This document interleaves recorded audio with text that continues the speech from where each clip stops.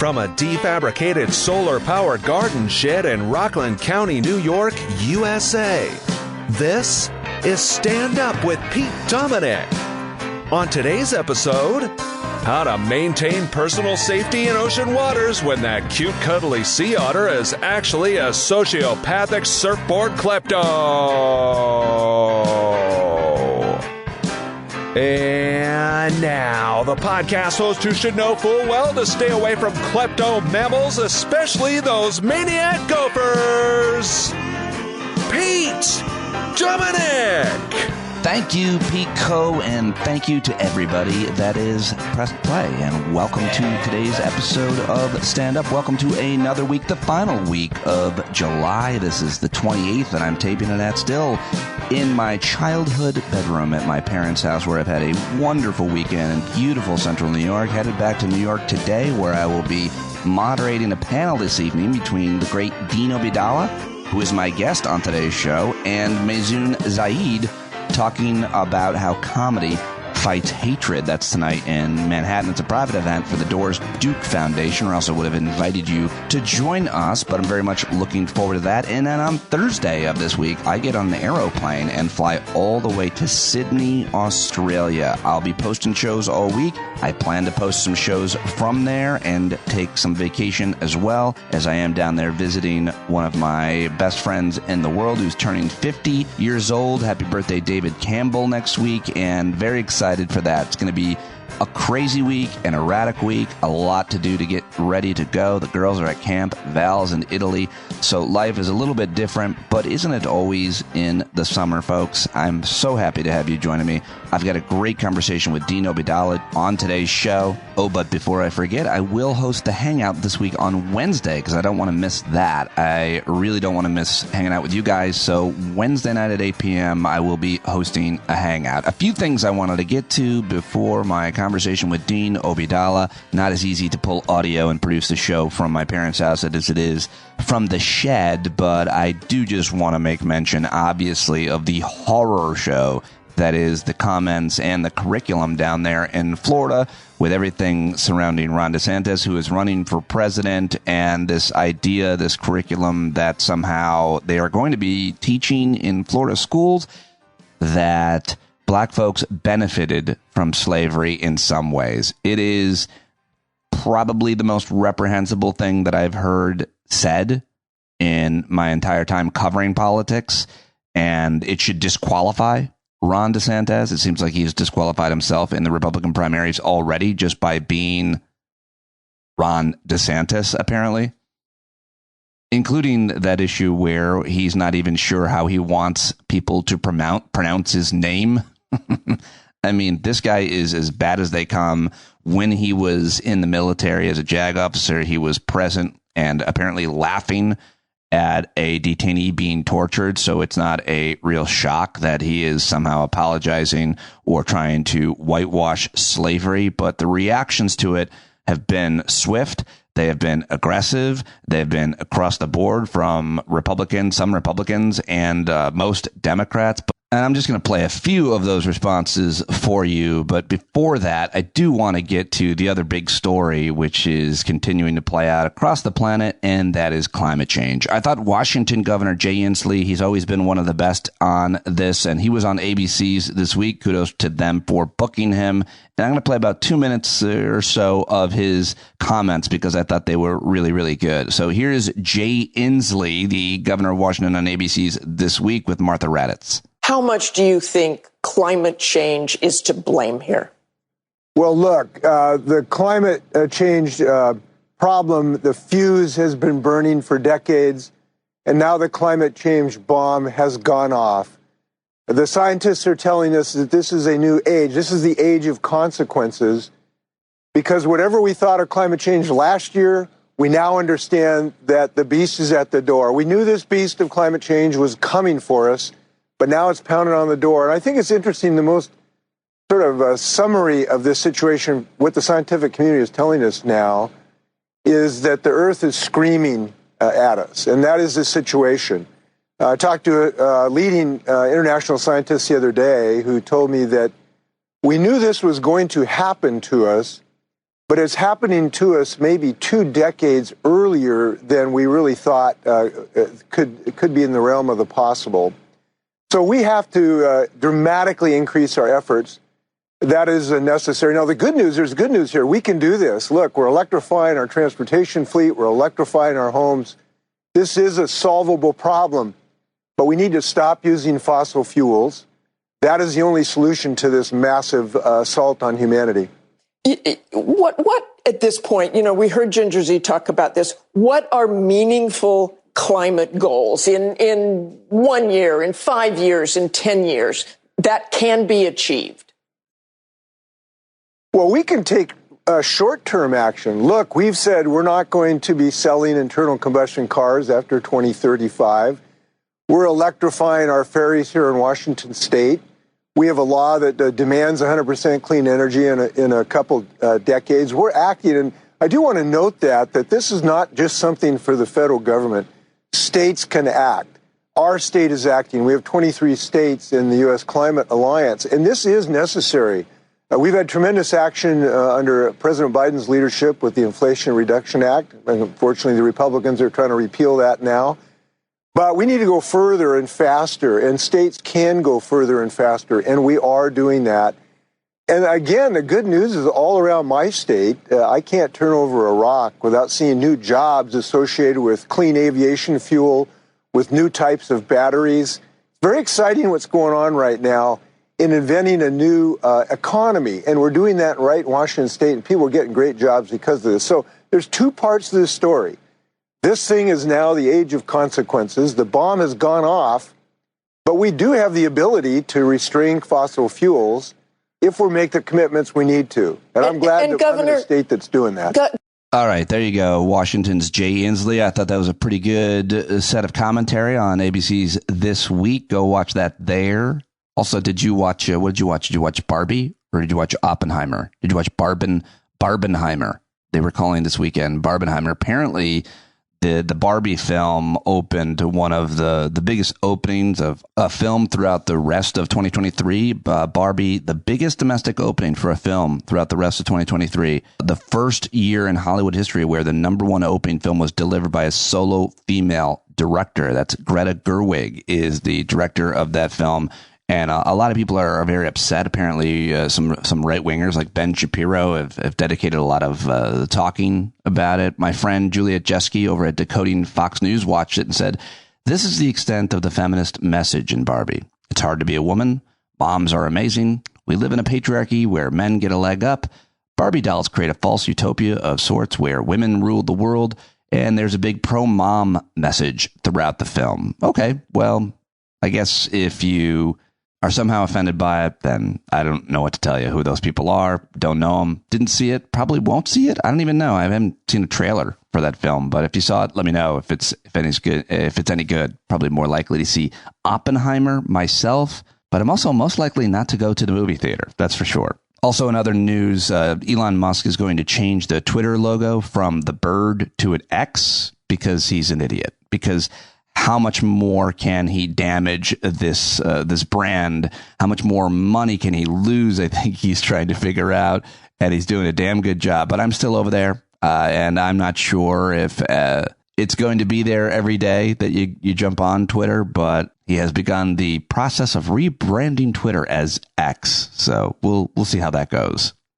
All right, now here's just a bit of a roundup of reaction to the most outrageous comments ever made by a politician. All right, maybe not ever made, but they got to be up there, right? This is Ron DeSantis defending the curriculum of teaching the benefits of slavery. They've gone from erasing so much of Black history to now rewriting it in a way that is favorable to the whites, which is why it's called whitewashing. Anyway, here is just the brief clip of DeSantis, if you can endure it, and then I'll have several clips criticizing it.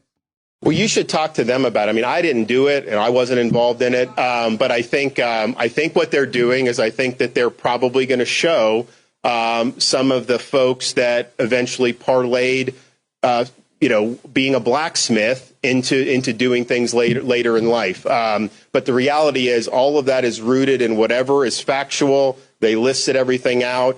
And if you have any questions about it, just ask the Department of Education. You can talk about those folks. But I mean, these were scholars who put that together. It was not anything that was done politically. I think the best, of course, was the Vice President of the United States, Kamala Harris, when she said this the other day.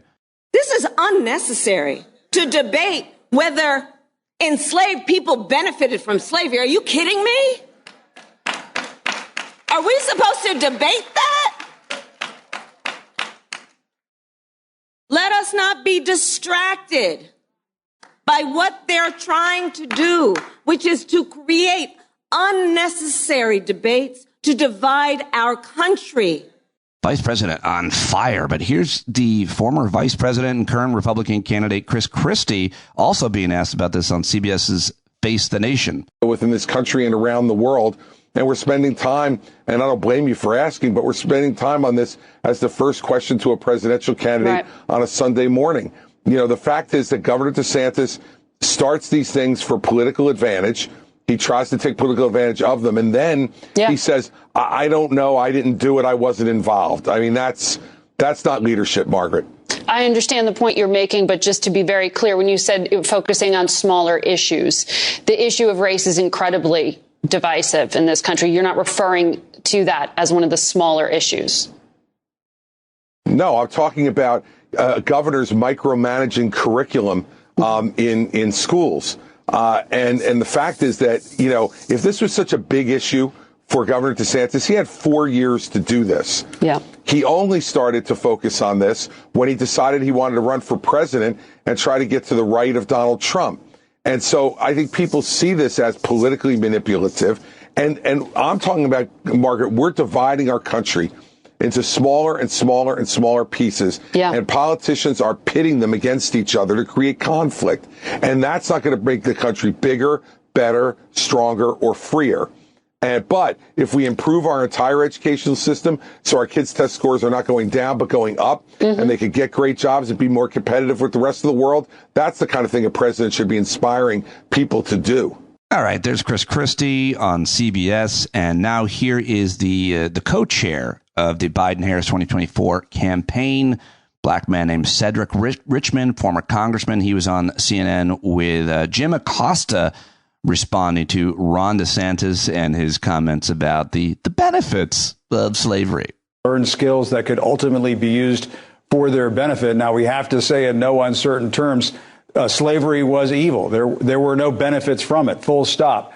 But let's talk about this. You just heard Florida Governor Ron DeSantis say a few moments ago, trying to explain what's going on in Florida and to, I guess, go back at the vice president, that somehow people who were enslaved and working as blacksmiths might be able to use those skills after they weren't slaves anymore. I'm trying to make some sense of this.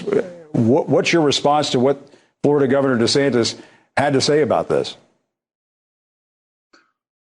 Clearly, factually, he's wrong. Slavery was an abomination. It was utterly evil, and it had zero redeeming qualities. But I think that it further illustrates how far this Republican Party and these candidates are going to the right and to cater and pander to extremists in order to get support. And I think that Governor DeSantis, his campaign has been floundering. He's been looking for attention. And I think that he is now embarking on going as far to the right as he possibly can, just to see if he can be the extremist candidate.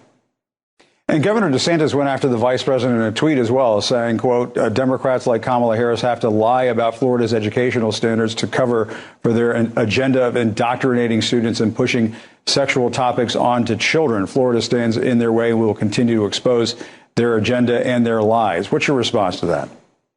It's the same. And I think that Governor DeSantis is going to continue to run to the extremists. Because he doesn't have a record to stand on, and he will continue to push the culture wars, if not just flat out racism, in order to get a base and catch a foothold in the Republican primary. And I think that is, I hope that Americans can see right past it. And I don't think that you can say that there were redeeming qualities to enslavement. I don't think that you can bash the vice president of the United States All right. Well, there you go. That's Cedric Richmond on CNN. Sorry, I cut him off there, but that's just some of the comments that we heard as a reaction to the horrible Florida governor who is just getting killed in the polls against Trump and pretty much everybody else. And I'll leave it there on that one, on that issue. But we'll definitely be talking about it this week, and I'll have some great guests, including Tim Wise, who is set to join me this week to talk about that. By the way, what else is coming up this week? The Federal Reserve is expected to raise interest rates on Wednesday. The president's son, Hunter Biden, is scheduled to plead guilty on Wednesday to tax-related misdemeanors. President Biden will host the Italian Prime Minister, Giorgia Meloni, at the White House on Wednesday. She's kind of a fascist, so that'll be interesting. Iowa's Republican Party will hold its Lincoln dinner on Friday. Trump, DeSantis, Scott, and others are scheduled to speak. Will they be there at the same time? And I guess the biggest story is the one that we're most likely to see this week, maybe even today, an indictment for President Trump on all things around January 6th. And I think it was Jen Psaki who made a good point about that. We shouldn't be talking about that one day. I mean, the insurrection was part of the big lie, which was part of the denial of the election results. And it went on for over a month. And President Trump is responsible for all those things and is going to be charged, hopefully, for many more things than just what happened on January 6th. I think that's a good point to say. It wasn't just one day, for sure. All right, well, let's see. I guess that's it. I've got a great conversation with Dean Obeidallah. We caught up last week, so I don't think this is dated in any way. I'm not sure that we missed too much, but, I should have mentioned also the World Cup. Women's World Cup this week, down in Australia. I might even go to a game while I'm there, but I'm pretty excited about that happening this week. But right now, let's get to my conversation with Dean Obeidallah, and I cannot do this each and every day without your support. So please sign up for a paid subscription at patreon.com/Pete Dominic right now. Dean, of course, is the host of the Dean Obeidallah Show on SiriusXM on the Progress Channel every night at 6 p.m. You should subscribe to his Substack, his newsletter, and follow him on all the social media. All that information is in the show notes. Let's do it right now with Dean Obeidallah. Yes, sir. Dean Obeidallah, who is apparently fired up. You're wound up about several things. I can't imagine what could be on your mind. Are they personal? Are they Trader Joe's? Yeah. Although that's across the street from me. You go on. I joke. If you go Saturday morning, it's like January 6th. Like white people storming the place, just screaming, "Fight for Joe!" They go in there and they get deals. But that's not what's upsetting me at all. It's just too much. It's two things this morning. One is last night, the House GOP controlled Appropriations Committee voted to gut climate change funding, gut the APA back to like 1990s level, gut parts of the Inflation Reduction Act, which deal with a global greenhouse fund, in the midst, and so many other cuts, and making it easier and mandating fossil fuel permits. In the middle of what we're seeing is unprecedented in terms of heat across the country, across the world. Ocean temperatures the highest since 1850, the strongest ocean. We're getting more hurricanes, the most powerful ever. People are literally going to die from heat, and they are dying. Phoenix, Texas, Florida, you name it, 3 different continents hitting records. And we have Republicans just doing the bidding of fossil fuel companies. U.S. House Republicans proposing sweeping cuts to the Interior Department, Environmental Protection Agency, and other executive departments with major influence in the Mountain West. Their bill is part of a lengthy debate over federal funding for the next fiscal year. Well, this won't happen. I mean, the House passed that. The committee did, and the House will pass it. But then it goes to negotiations. But the Senate's got to compromise a little, so they're going to have to give in some of this. Right. What's the other number 2 issue that you're upset about this morning? This has been ongoing. It's the fact that we're 2 years and 193 days since January 6th. Trump's not been charged. He's on the verge of being charged. He's not been charged. And I just saw an article where he gave an interview and said Jack Smith would have sent him to jail. He makes another warning to us. He goes, well, my supporters are more passionate today than they were in 2020. That would be very dangerous. And this is going on in our country. We have the leading Republican candidate threatening that if he is put in prison, he wants his supporters to avenge him with more violence like they did on January 6th. When he is charged with January 6th crimes, he should be held without bail. And I say that objectively based on the federal standards. And the man should die in prison. In fact, he must die in prison as a warning to everybody Democrat and Republican, if you ever attempt a coup, this is your fate. Because anything less, even a lifetime in Mar-a-Lago is not enough punishment. It has to be a prison cell. I don't care if Secret Service has to protect it. He must spend his last hours in that prison cell. If you wanted to defend this democratic republic and the lack of urgency sometimes, thank God Jack Smith was appointed. Merrick Garland failed, but he did one good thing. You have been tweeting, I feel like, almost every day since January 6th. It's been this many days, right? But I gave it about 6-7 months, to be fair. And then I'm like, come on, it's got to be now. I think once we got to the 1 year anniversary, I'm like, we're at the 1 year anniversary of January 6th. How is Trump not charged? I will say DOJ did a great job in prosecuting the actual attackers. And they sent a really strong message there by doing it swiftly, getting some really good prison sentences. That if you do this violence in the name of Trump, we're going to punish you. So that was really good. I think that Merrick Garland just wanted to stay out of politics, in his view, was hoping Trump would just disappear, perhaps. And he should have just appointed a special counsel as soon as he came in March of 2021. That's really the great failing of Merrick Garland in that regard. He wanted to stay out of politics, but he can't. This was the first ever attack on our Capitol incited by a sitting president, an attempted coup. So Donald Trump basically threatened that it'd be very dangerous if Jack Smith sent me to jail. He did this apparently in an interview. Yep. He said this, and the Simon Conway show in Iowa. Oh, sounds like a great show. Right. Sounds like a but the question is, I'm not afraid that his followers are posing a major threat. Of course, they could commit all kinds of violence. I'm not saying that the threat of that doesn't exist. I'm just saying what we've seen as a result of the accountability and all those people going to jail and being brought up, it makes others think twice before they would say, storm a Capitol. It makes others think twice before they would leave their family where they got a pretty decent, life and risk for this man. And since we've seen 2 indictments already, we really haven't seen much of a protest. And so I don't think the danger is there for that. I think there's other ways to talk about how this could divide the country if he's indicted, found guilty, and gone to jail. But I think it matters that many things can be true at once. Accountability is what this country so sorely needs since Nixon, since Iraq, since Bush, since the financial crisis of 2008, the pandemic. And so that's how I see that shaking out for the country as a whole. Accountability, some justice. Pete, I agree with you to a point that I think right now someone committing an act of violence for Donald Trump is less likely. You had the guy who went to Obama's house a few weeks ago. Yeah. Trump posted Obama's address. There was after the August Mar-a-Lago search of Trump's crime lair, where the guy went to the FBI office to avenge him and got killed. You know what I'm really concerned about violence is closer to November, because his supporters go, okay, if he wins, he can pardon us. And because now you have to sit around, you have to get charged, you have to go on trial, you probably end up in prison before that. October, they're thinking, look, we commit whatever a heinous act of crime, make sure it's federal, he'll pardon us because he's pledged to pardon the January 6th terrorists. If Donald Trump's a terrorist, this is just beyond me that no one in the media will call him what he is. January 6th was an act of domestic terrorism. That's what the FBI and DOJ has designated the attack, because it fulfills the federal definition of domestic terrorism. That terrorist attack happened for one reason. Donald Trump incited.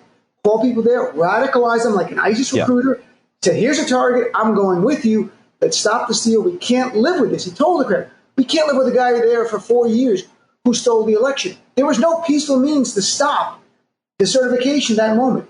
Donald Trump incited a terrorist attack. He should be treated as a terrorist. It is outrageous. Yeah, he incited it, he led it, and then he didn't stop it when it was happening until, like, his daughter yelled at him or something, until they clearly lost, until Vice President... part of the attackers now. And now giving aid and comfort after the attack to the terrorists by saying, I will pardon you, expressing concern for them. So, Dean, we're going to find out what the charges will be. It's very likely that he will be indicted. I haven't seen any legal analyst, which I count you as one, who have said otherwise, but it's possible that he wouldn't be indicted after receiving a target letter, I guess. The point is, how would you explain, or what do you think should be the charges? And how likely do you think, like Joyce Vance and a couple of other people are making a big leap saying, the only way he brings this January 6th charge is if he's got something we really haven't seen, because it's such a slam dunk, meaning, insinuating something like Mark Meadows, his former chief of staff who was involved in everything, flipped or something like that. So what do you think he should be charged for? And what do you think they might have,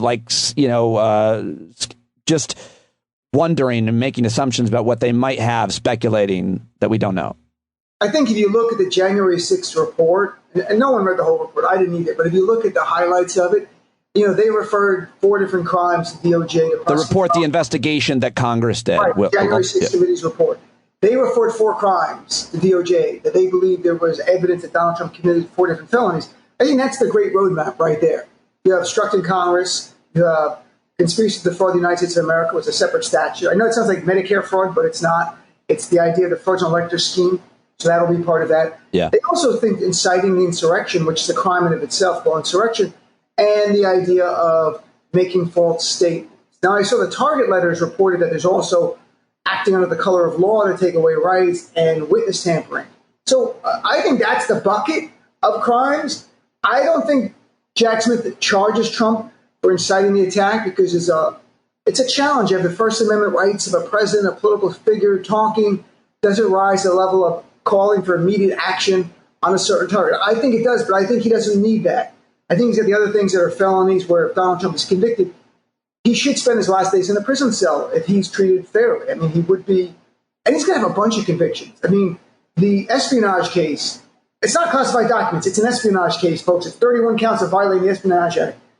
That case would send him away for some time. You add it all together, the sentencing starts going up higher and higher based on prior convictions.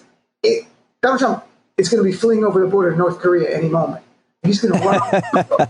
That's where he's heading. I mean, if he's going to visit Seoul, he's going to DMZ for any reason, he's going over the border. It really would be the least surprising thing in the world if this story plays out and he escaped the country and went to Russia or somewhere else so that he wouldn't have to go to jail. Get a private jet anytime he wants to go. They're not going to. Secret Service are not police. They're not going to keep him. They have to protect him. They don't let him know, I'm sorry, Donald, you can't fly. It's like, we're going to go to Moscow to hang out. There's a special hotel. I love the room. The mattress is excellent. We're going to go there. And then they fly. Secret Service can't stop them. Now they could be called. We'll know where they are. We'll know where Trump is because Secret Service is with them. But he could say to Secret Service, hey, guys, wait here. I got to just go check out something on the plane. And she's gone. It's like, It would not be weird at all if he went to, Russia or somewhere else and then just they protected him. They gave him a palace and what did they get in return? All of our nation's secrets and anything else. Money. Saudi Arabia.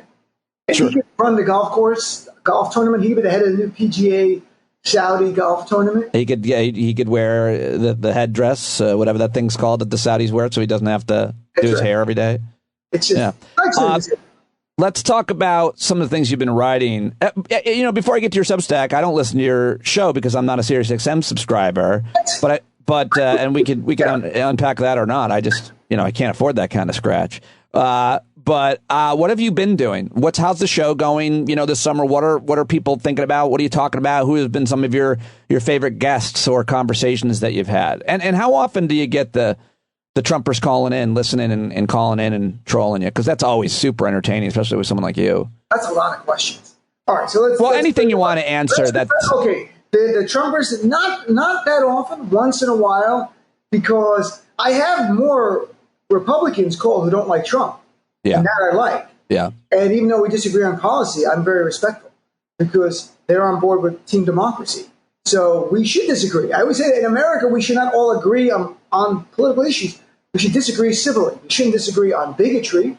We shouldn't disagree on democracy. Those are things I have no patience for that. I'll hang up on them if they're stealing garbage or defending Trump with whataboutism. There's no place for that. In terms of, the show, we follow sort of what's in the news, but I certainly have an interest myself in legal issues, the prosecution of Donald Trump, in calling out the corporate media for being just corrupt on every level. No, ironically, I work in corporate media. I think corporate media is contributing to so much of the problems we have in our nation. There's both sidism, there's refusal to call the GOP a fascist movement, even though academics would back that up. So have academics on. You don't have to say it. Yeah. Have historians on. Let them explain what fascism is. and what this GOP is really about. Their normalization of Donald Trump has been criminal, in my view. It really has been off the charts. And that was partly because Trump didn't get charged. If Trump had been charged 6 months after January 6th, much harder to normalize a man under indictment for attempting a coup. So on some level, that's a two-pronger. That is DOJ and corporate. But corporate media, I mean, come on, Pete. It is just... the worst... It is awful. It's so easy to shit on and criticize, well, anything. Certainly corporate media, corporate anything. But I think to be more specific and granular, one example, at least of the Beltway press media, really doing a terrible job, according to a lot of former Beltway press people and journalistic critics, and you don't have to be an expert, was all the questions and coverage of the cocaine, which, I'm sure you're very familiar with the substance. I used to use cocaine. I never used cocaine. But Pete, by the way, it's kind of funny thing. Who was so irresponsible to bring cocaine to the White House and then responsible enough to check it? They're like, I'm going to bring coke to the White House. I should check it in the stall where they have phones and other objects that you should check. I'm like, why wouldn't you just bring it with? No one's patting you down in the White House. I mean, I don't know what was going on there. If you're going to be that ridiculous, why don't you just go back to your car or put it in the bushes or something? I mean, like, who's like, well, I do have a controlled substance. I mean, they probably I read something that cocaine probably comes into, and I made the assumption, the White House every day, and any number of other drugs, including alcohol and marijuana, and you name it. If they come out tomorrow, Joe Biden's using cocaine, I'm like, fine, I don't care. Yeah, whatever works. President. Yeah. Okay, and I hope he gets the best stuff flown in. The CIA brings it in those special planes goes, Mr. President, and he goes, all right, time for a speech. And goes in the room and comes back out and he nails it. Do we care? Cocaine used to be legal. I mean, there are... Well, it's like uppers and downers. I mean, so many people are taking any number of antidepressants and anti-anxiety drugs that can affect you in all kinds of different ways, hopefully positively. But those could be, not to mention opiates and so much more. All right, let me ask you, you wrote over at the Substack, DeanObeidallah.substack.com, which is great. I'm a subscriber, about RFK Jr., and I can't get enough of this guy. I cannot get enough of the stories about this guy. And the more I hear about him, the more he sounds like a craven asshole of a person, just like a really bad person in a lot of different ways. And, it's not surprising because to be doing what he is doing and saying what he's saying, and basically I feel like, like a Bannon and those folks are behind him, and he's, praising Donald Trump, and Donald Trump is praising him, and, he's demonizing hero vaccine scientists. So you've written about him and his bigotry that I didn't even mention. Well, that was, the anti-Semitic BS where he said Ashkenazi Jews and Chinese people were immune to COVID, playing on just horrible things that somehow that China developed this and released on purpose, or that some Jews were behind COVID, which was a white supremacist neo-Nazi bullshit during the time of COVID. We saw that.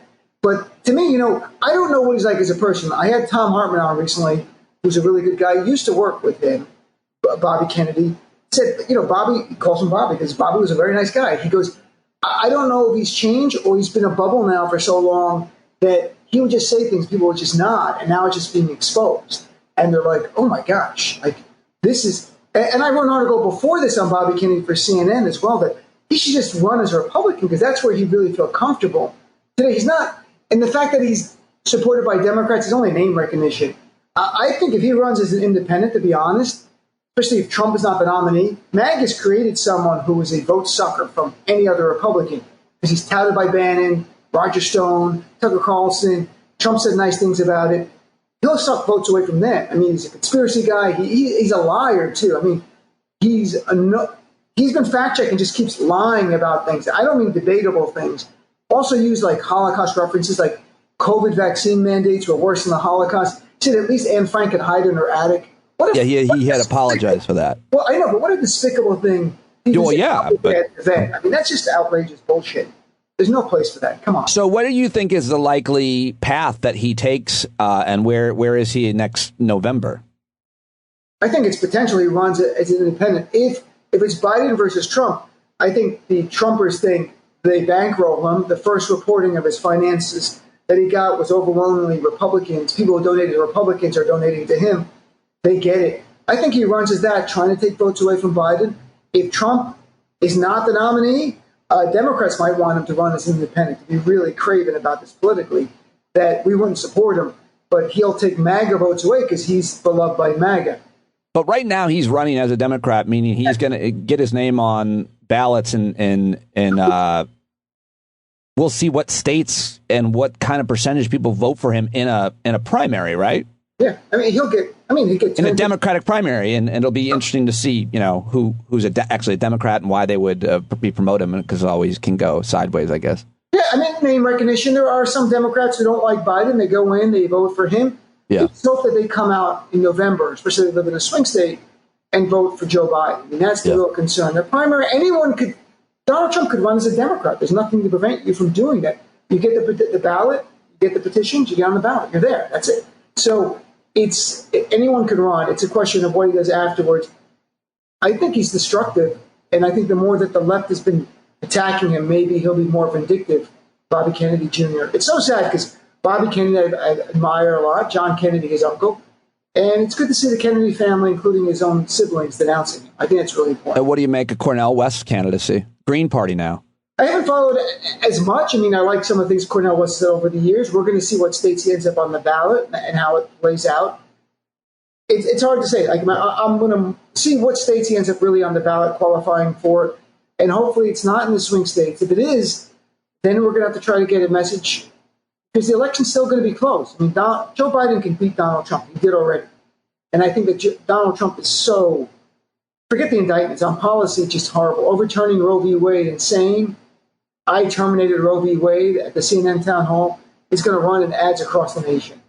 I terminated Roe v. Wade. So yeah, I was going to ask you about that, in terms of the temperature of the country and the culture and where we're at on the culture wars. Overturning Roe v. Wade is a huge thing, obviously. And I think gun violence is a huge thing. And I think that that's an ever-present issue in people's minds. It doesn't really go away for obvious reasons.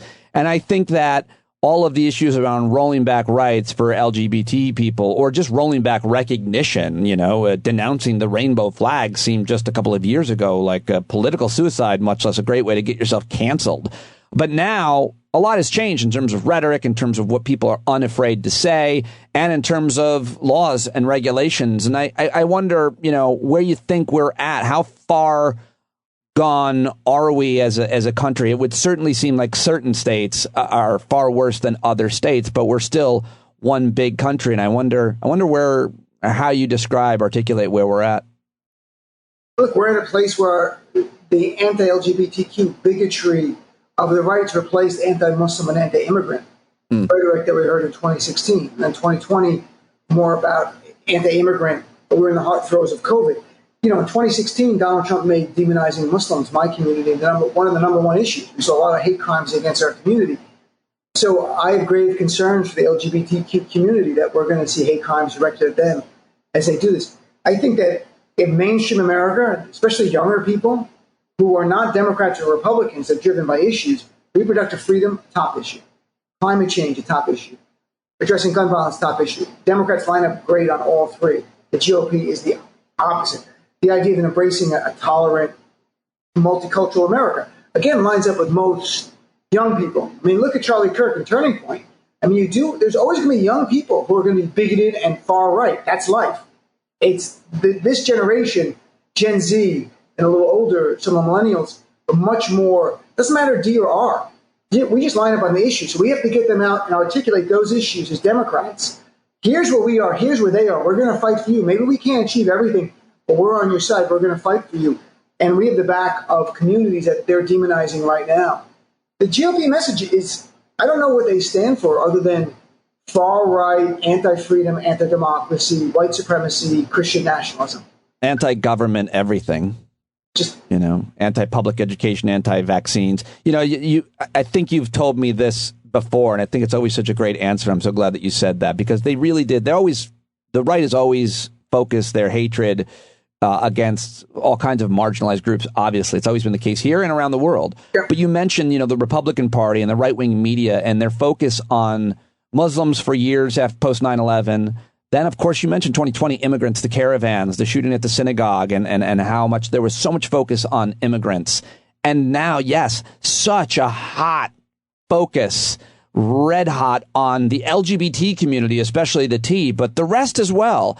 And it's just that playbook that you have covered and written about, as have I, covered at least, for this many cycles. And you're so right about it. They just keep using the same thing. The media, which I think leads it, right-wing media leads those politicians into saying what they do and ruling the way they do. And now all the conspiracy bullshit as well. Yeah, I mean, like, there are people, even Michelangelo Signorelli, our mutual friend, he wrote an article that, well, Ron DeSantis not doing well in the GOP primary shows that anti-LGBTQ hate only goes so far. And I love Michael, but I have to disagree with him. I don't think they're rejecting Ron DeSantis because he's anti-LGBTQ. They are. He just sucks as a candidate. I mean, that's it. Look at just the House Appropriations vote yesterday. Mark Pocan, I know you're friendly with Mark, gave a great speech. They stripped funding, 3 earmarks, funding for 3 LGBTQ community centers in Massachusetts and Pennsylvania. So it's not just the Tea Party. It's the entire community. They're voting now to ban the pride flag. They want to erase the LGBTQ community from the public sphere. Why? They think it plays well. I think some are sincerely bigots and fear the community.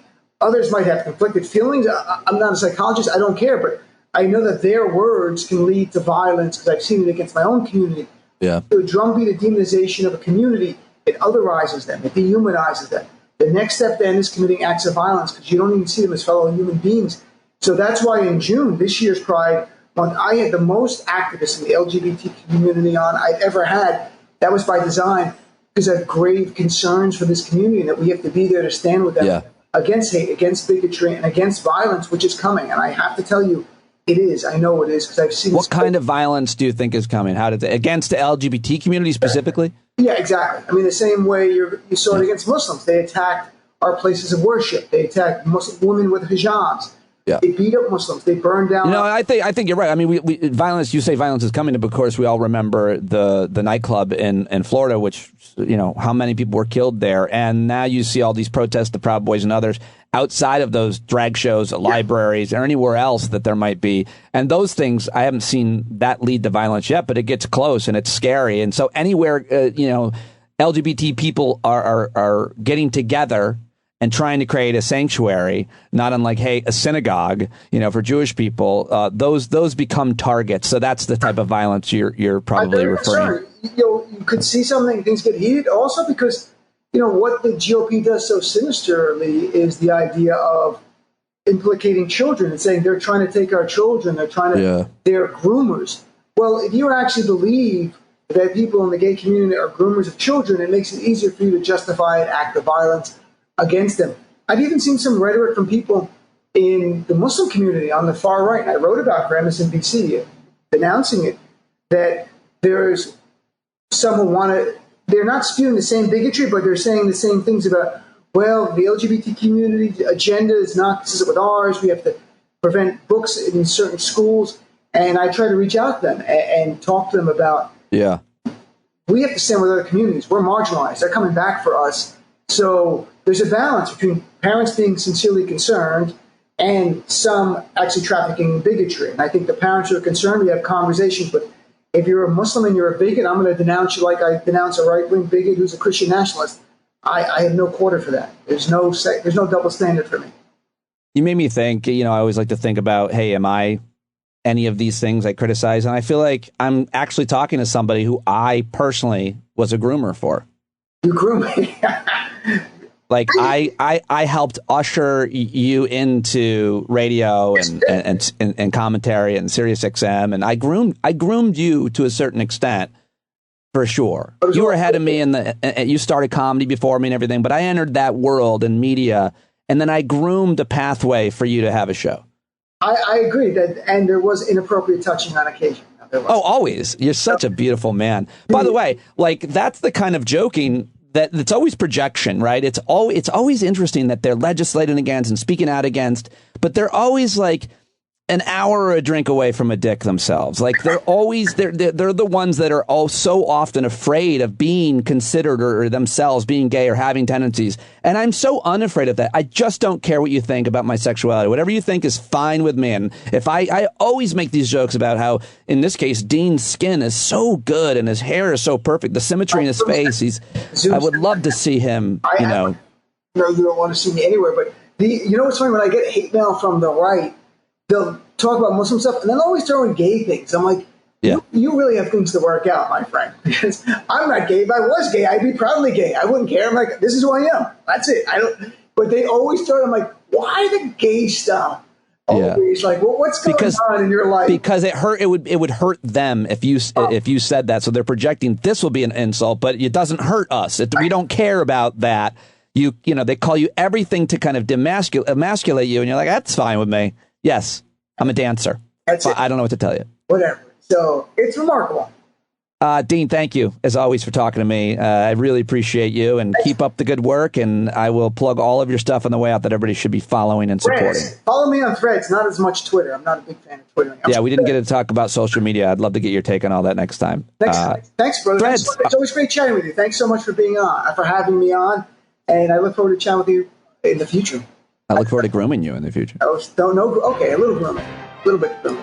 All right, there you go. That's it for today. I may be putting out something more later on today, but I can't do it without you. So sign up or pay more if you want. If you're already paying and you want to sign up to pay more because you're getting more, I appreciate it. It's free, but it ain't cheap. So sign up now, patreon.com/Pete Dominic. Write a rating or review on Spotify and iTunes.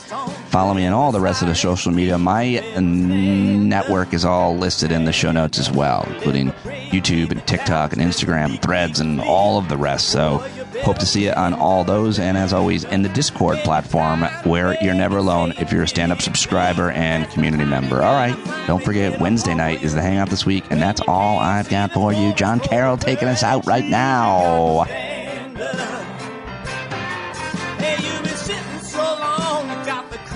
Knees, you gotta stand up.